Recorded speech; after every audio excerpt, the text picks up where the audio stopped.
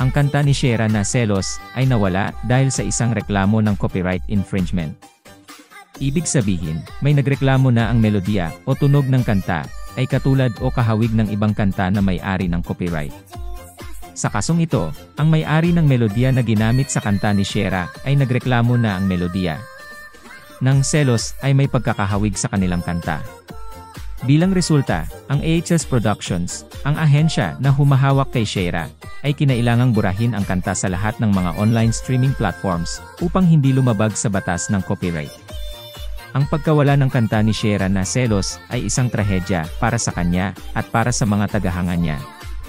Gayunpaman, ito ay isang mahalagang paalala na ang paggamit ng mga material na may copyright ay dapat na gawin lamang sa tamang paraan at may pahintulot ng may-ari ng copyright.